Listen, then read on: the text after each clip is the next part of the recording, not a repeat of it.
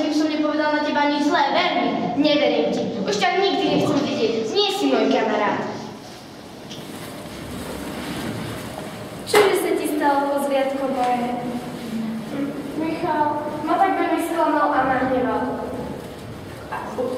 Asi si istý, že to on povedal? No, ja som niečo povedal Michalovi a on to vyzerá. A už si s ním o tom porozprával?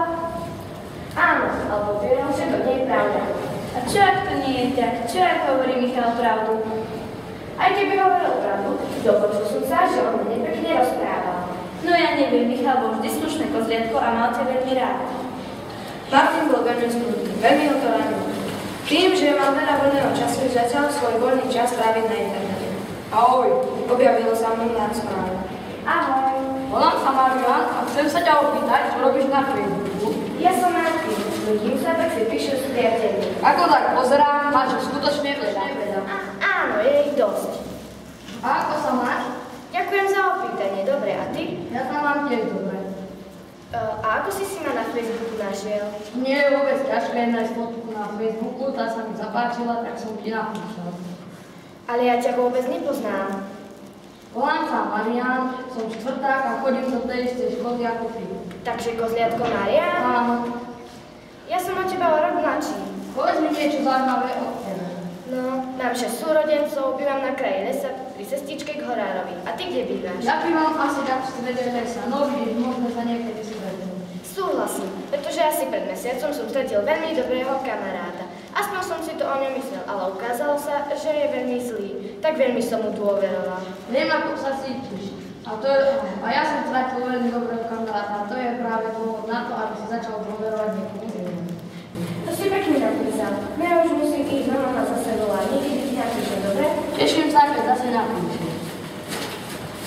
Zase sedíš na tom internete, celé nič nerobíš, iba za počítačom sedíš. Vlastne oveľa radšej, keď si sa kamarátil s Michalom. Bol si veselý a teraz, ako sedíš za počítačom, si namasúrený a nervózny. Škoda, že sa už nikdy nekamarátiš. Ale mami, ja už mám nového kamaráta, Mariana. Spolu si dobre rozumieme, máme spoločné záujmy, píšeme si spolu. Len aby si nebol sklamaný. Nechcem ťa odrádzať od tvojho nového kamaráta, ale daj si prosím ťa pozor. Ale mami, ty sa stále niečo hovoríš. Uvidíš, keď príde, predstavím ti ho. No dobre, zlatý môj, ale teraz si urob domáce úlohy a choď spať. Dobre, mami. Tak prechádzali dni a Martin s Marianom stále medzi sebou komunikovali. Ahoj, ako sa máš? Dobre, a čo robíš? Ja už mám voľno, a keď máš voľno? No, ja mám zajtra, urobím si domáce úlohy a môžem ísť von. A ideš niekde so svojimi sestrami a bratmi? Nie, oni idú s mamou nakupovať. Kde idú nakupovať? Do mesta, práve, preto mám viac voľna. Chápem, keď Maťka nie je doma, myšiu aj vodu, však? To si pekne napísal. Ja musím končiť, mama ma naháňa, aby som začal niečo robiť, tak som aj. Tak ako Martin napísal. Mama išla so sestrami na nákup. Mama koza poučila všetky deti, aby nikomu cudziemu neoddávali. Ostatní bratia zostali doma a hrali sa vonku, potom išli do domčeka. Vlk využil túto situáciu a pozoroval Martina s bratmi, ako sa hrajú.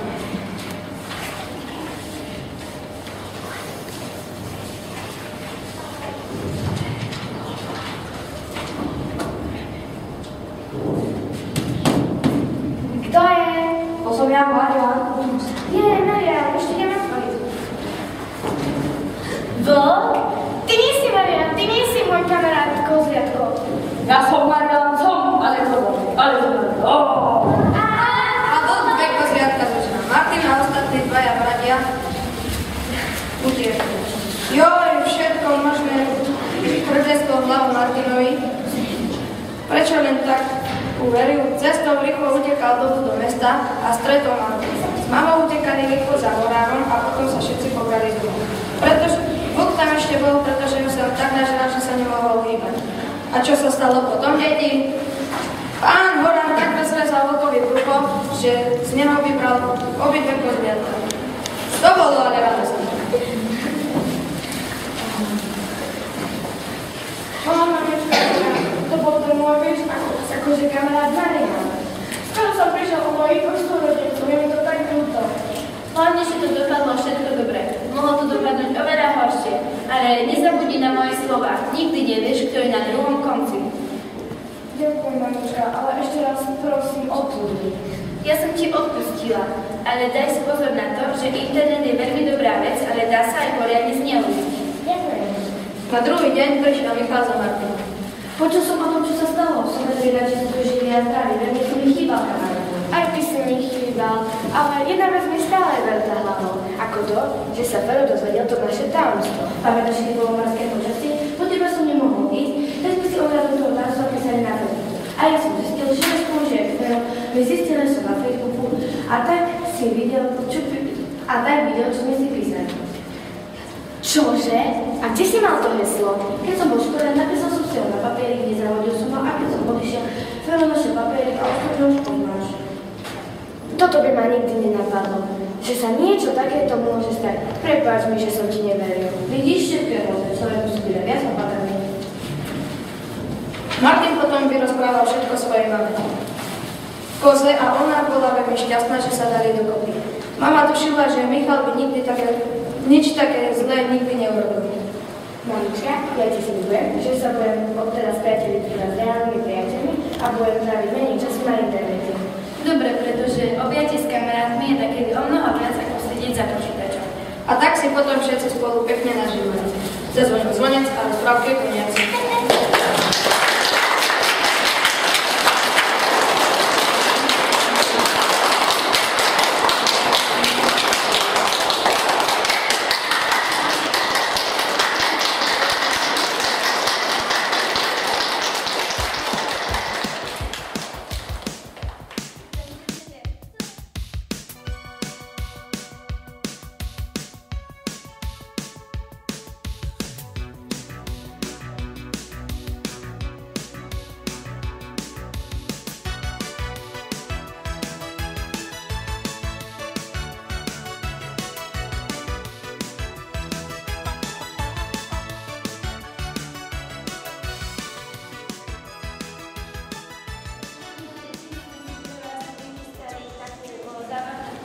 Milí druháčikovia, moje kozliatka si pre vás pripravili puzzle, ktoré poskladáte a porozmýšľate nad tým, čo to znamená. Keď dáte sa do skupín a keď vám to čo vyjde, tak ma zavoláte.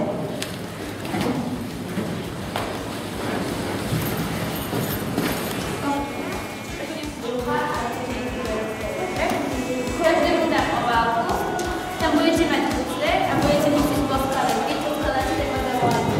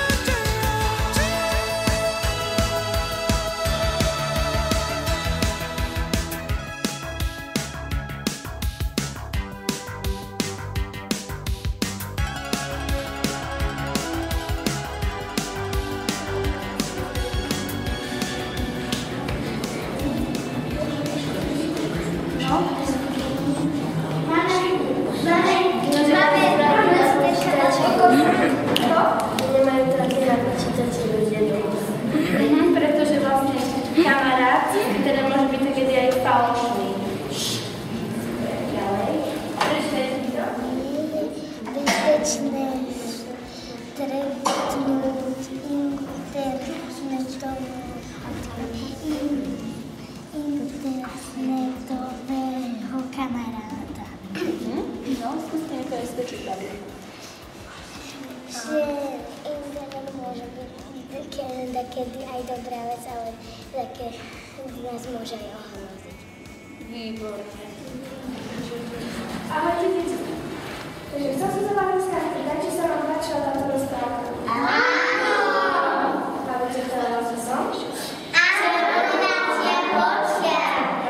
No, keď som išla od babičky, tak mi pripravila rozpočičku jednu CD-čko. Chceli by ste si ho pozrieť? Áno! Tak teraz vám ho ukážeme.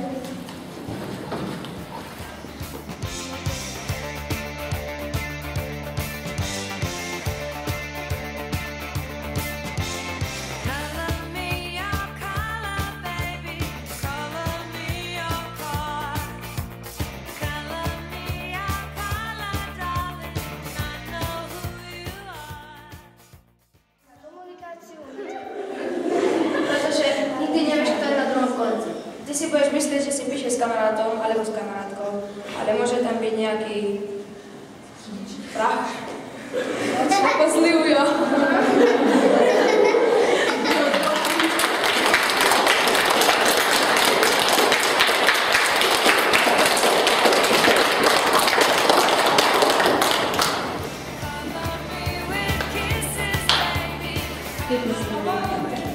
Mohli by ste mi povedať, čo slovo internet znamená? Celosvetová stránka, na ktorej môžu ľudia spolu komunikovať. Môžu si pozrieť, aké majú úlohy, keď si dostali. Na akých stránkach sa môžeme komunikovať medzi ľuďmi? No? Dobre. Facebook. Ešte. Asi.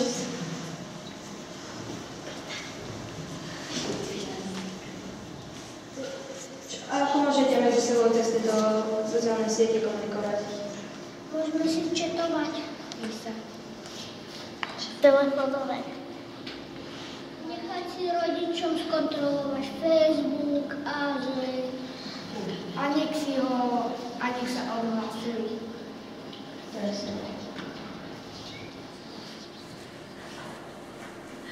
Nedávaj svoje fotky a videá na internet. Lebo ich môže niekto zneužiť.